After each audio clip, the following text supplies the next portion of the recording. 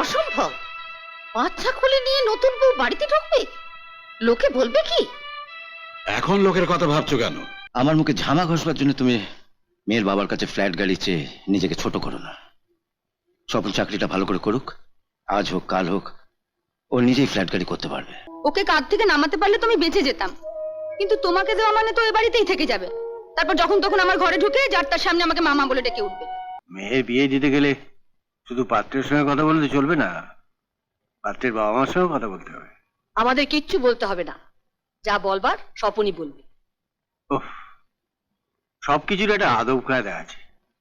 আমরা মেয়ের বাবা মা, আমাদের আগে গিয়ে বলতে হবে। আসবো স্যার? আরে এসো এসো এসো, বসো। আর কতদিন ওকে স্যার স্যার করবে? অনুর মতন যাতে বাবা বলতে পারো তার ব্যবস্থা করো। মা বাবাকে বলেছি আমি অনুর কথা, ওদের কোনো আপত্তি নেই। শোনো, তোমার বাবা মাকে আরেকটা কথা জানাতে হবে। ওটা এখন না জানিয়ে বিয়ের পরই না হয় জানাবে। না, ওটা আগেই জানাতে হবে এবং জানতে হবে ও তোর বাবা মার মত আছে কিনা। ডিভোর্সি? হ্যাঁ, 5 বছর আগে অনুর একটা বিয়ে হয়েছিল, 3 মাস পরে ওদের ছাড়াছাড়ি হয়ে গেছে। ঠিক আছে ঠিক আছে, সোনার আংটি আবার বেকা হয় নাকি? তুই ওর বাবা মাকে বলে দিস, আমাদের কোনো আপত্তি নেই।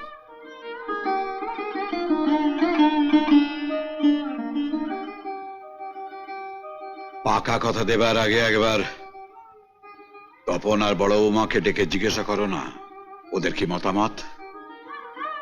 ছন্দার বিয়ের আগে স্বপনের বিয়ে দেওয়াটা ঠিক উচিত হবে কিনা? আমাদের ছেলে মেয়ে, আমরা যেমন খুশি বিয়ে দেব, তার জন্য আবার পাড়া শুদ্ধ লোকের মতামত নিতে হবে নাকি? যার বাড়িতে আছো, যার পয়সায় খাচ্ছ, সেই তপন আজ পাড়ার লোক হয়ে গেল।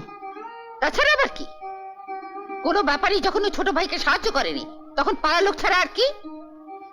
তাছাড়া ভবতোষ বাবু তার মেয়েকে বিয়ে করলে স্বপনকে নিশ্চয়ই একটা ফ্ল্যাট দেবে, তাই না রে? তেমন কোনো কথা হয়নি, তবে আরে দিবি দিবি, ও ডিভোর্সে মেয়েকে তুই বিয়ে করছিস বললে কি আর উনি না করবেন? বেশ, তুমি যা ভালো বোঝো তাই করো। মেয়ের বিয়ে না দিয়ে যদি ছেলের বিয়ে দিতে চাও তাও। ছন্দা তো খুব বড্ডা বড্ডা করে, তা বড্ডাই না হয় বিয়ে দেবে। স্বপন, তুই কালকে বিয়ের কার্ডটা ছাপতে দিবি। বিয়েটা শুধু ওদের ব্যাপার নয়, ওর সঙ্গে জড়িয়ে আছে আমাদের মেয়ের জীবন। একবারও অত বড় একটা ধাক্কা খেয়েছে, আবার যদি ধাক্কা খায় সামলাতে পারবে ও? ধাক্কা খাবে কেন? স্বপনকে তো বলেই দিয়েছো সবকিছু। সব বলেছি কোথায়, আসল কথাটি তো বলা হয়নি। ওটা বলার কি দরকার? বিয়ের পর সুযোগ বুঝে স্বপনকে সব বুঝিয়ে বললেই হবে। না, বিয়ের পরে নয়, যা বলার বিয়ের আগেই বলতে হবে। তাতে বিয়ে হয় হবে, না হয় হবে না। আরে বাবা, ওর ডিভোর্সি জেনেও যখন ওর মা বিয়েতে রাজি হয়েছেন, তখন ওর একটা 5 বছরের ছেলে আছে জানলেও ওর মা ঠিক রাজি হবেন। অসম্ভব। বাচ্চা কোলে নিয়ে নতুন বউ বাড়িতে ঢুকবে, লোকে বলবে কি? এখন লোকের কথা ভাবছো কেন? ডিভোর্সে শুনে তো বলেছিলে আমাদের ছেলের বিয়ে আমরা যেমন খুশি দেব, পাড়া শুদ্ধ লোকের মতামত নিতে হবে নাকি? বলেছিলাম, কিন্তু তাই বলে পাকা সোনার আংটিতে যখন আপত্তি করনি, তখন তো বোড়ানো সোনার আংটিতে আপত্তি করছো কেন? হ্যাঁ, যা স্বপন, তোর শ্বশুর মশাকে গিয়ে বলে আয় বিয়েতে যৌতুক হিসেবে ফ্ল্যাট আর গাড়ি পেলে পরে তোর মা রাজি।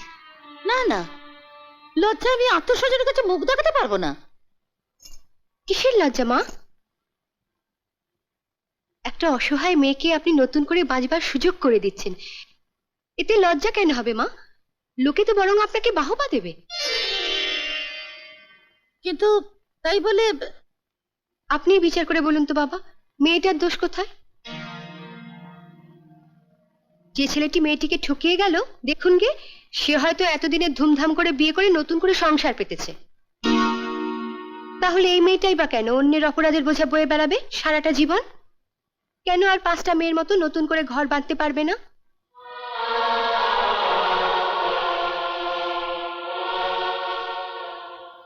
আপনারা পুরুষরা যে নিয়মটা করেছেন সেটা ঠিক নয় বাবা। স্বামী অকালে মারা গেলে স্ত্রী সমস্ত সুখ আহ্লাদ বিসর্জন দিয়ে থান পড়ে নিরামিষ খেয়ে সারাটা জীবন কাটাবে।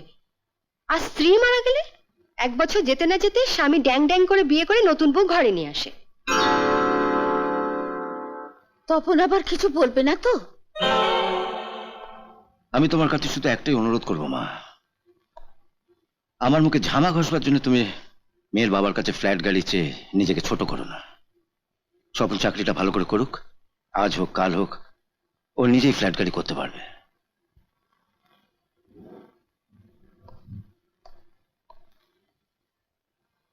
কাল সকালে গিয়ে মেয়েকে আশীর্বাদ করে আসুন মা।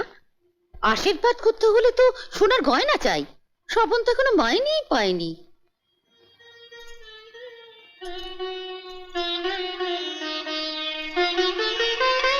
আপনি এই হাতটা দিয়ে আশীর্বাদ করে আসুন।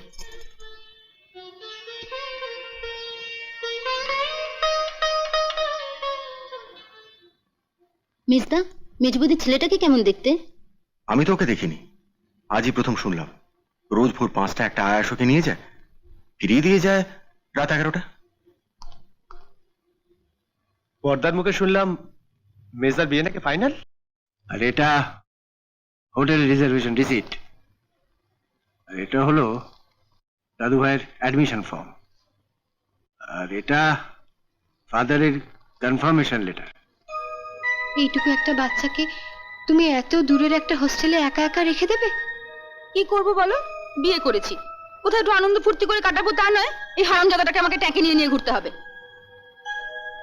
তাই বলে তুমি ভাবতে পারবে না দিদি, ও এমন একটা জায়গায় আমাকে মা বলে ডেকে ওঠে না যে লজ্জায় আমার মাথা কাটা যায়।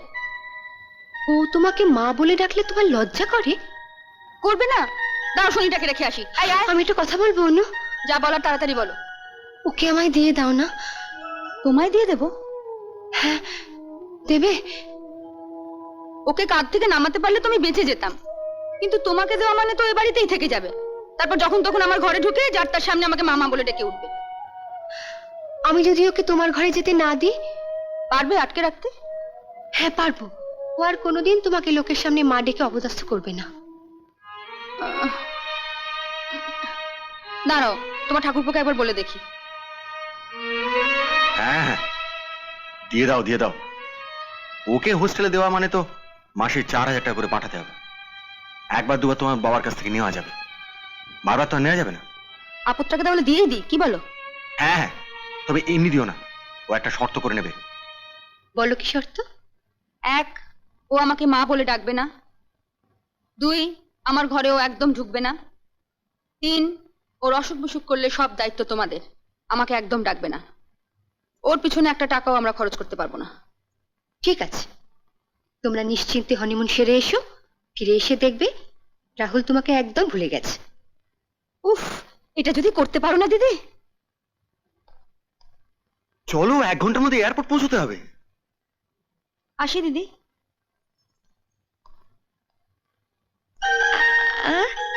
শোনা ছেলে, এসো।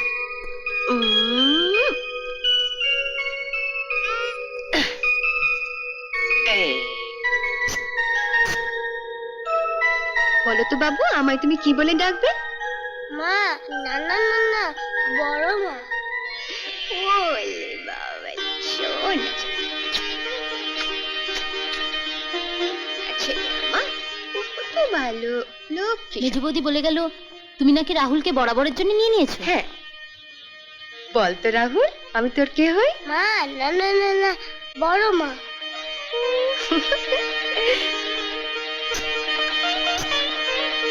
না, যা, আমরা তো গেলাম। ছেলেকে পেয়ে তুমি তো আমাকে আর ছোদ্দাকে ভুলেই যাবে। দুর্বোকা, শুনলে না? আমি রাহুলের বড় মা আর তোমাদের ছোট মা।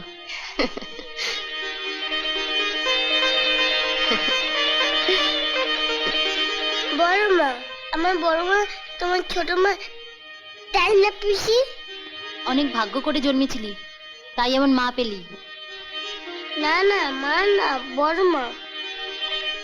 বড় বৌদি, হ্যাঁ যাচ্ছি, চল রাহুল। তুমি ওকে নিয়ে রান্নাঘরে ঢুকবে নাকি? হ্যাঁ, ওকে একদম কাছছাড়া করবো না, আঁচল দিয়ে বেঁধে রাখবো। এসো। তুমি একটু তোমার দাদাকে টেলিফোন করে দিও তো, যেন অফিস থেকে ফেরার পথে রাহুলের জন্য কয়েকটা খেলনা নিয়ে আসে।